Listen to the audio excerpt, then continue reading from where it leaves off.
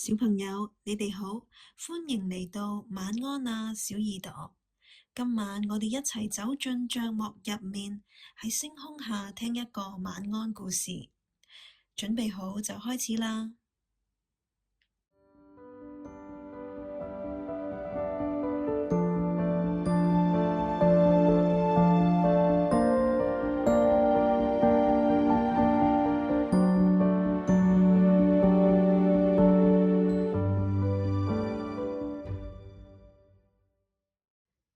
妍妍愛分享。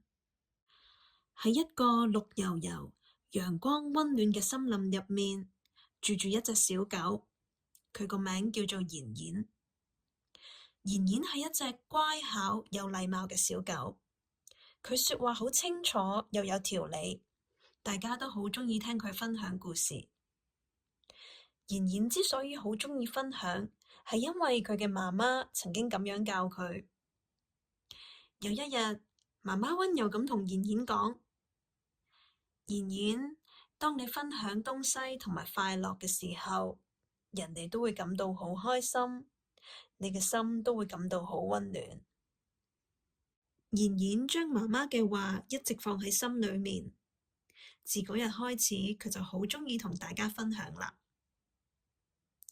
呢一日嘅早上，妍妍孭住書包，一路行，一邊輕輕咁哼歌。啊，今日嘅天氣真係唔錯啊！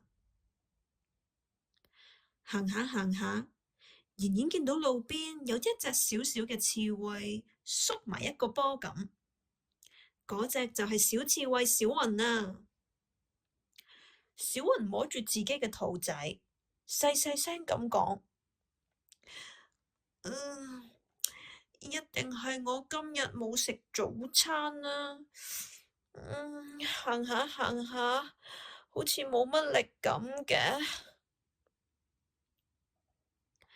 妍妍停低腳步，諗咗一諗，然後佢微笑咁講：小雲，我呢度有牛油曲奇啊，佢個形狀好似骨頭咁噶，係我同媽媽尋日親手焗噶，你要唔要食一塊啊？妍妍打開書包，拎出香噴噴嘅牛油曲奇，小雲嘅眼睛即刻亮咗起嚟，真係可以食啊！妍妍點點頭咁講：當然可以啦，你拎一塊啊！小雲開心咁食住曲奇，臉上露出大大嘅笑容。去到中午，妍妍嚟到森林入面嘅美術館，牆上面掛住一幅幅嚟自世界各地唔同畫家嘅作品，大家都喺美術館嘅走廊裏面專心畫畫。呢個時候，妍妍見到小烏龜阿曼皺住眉頭。阿曼，你做乜事啊？妍妍輕聲問。阿曼慢慢咁講：我想畫天空，但係我呢度冇藍色嘅顏色筆。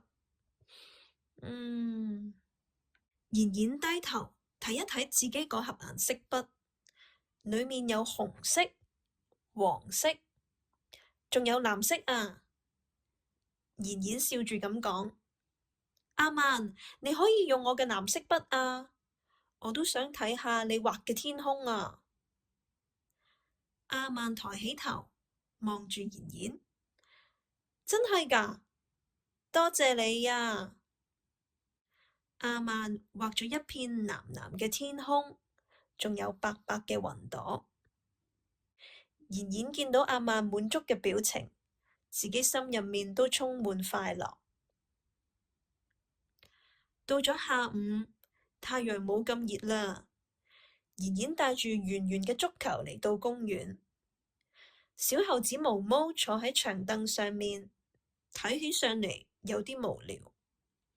妍妍跑過去問：毛毛，要唔要一齊踢足球啊？毛毛就話：好啊，但係我冇足球啊。妍妍就將佢自己嘅足球放喺地上，溫柔咁講：呢個係我個波啊，我哋可以一齊玩，我哋輪流踢啊。於是你踢一下，我踢一下，佢哋跑嚟跑去，笑聲傳遍咗整個公園。太陽慢慢落山啦，妍妍帶住有啲疲倦嘅身體返到屋企，坐喺床邊同媽媽分享今日嘅一切。佢分享咗曲奇，分享咗顏色筆，仲分享咗足球添啊！妍妍將手放喺胸口，諗返起每一次分享之後，朋友臉上面一張張燦爛嘅笑容，佢內心都感到又開心又驕傲。妍妍再次諗起媽媽講過嘅說話，原來分享唔止在於分享東西，亦都係將快樂分享出去。諗到呢一度，妍妍嘅眼皮變得好重好重啦，不知不覺地，佢就進入咗甜甜嘅夢鄉。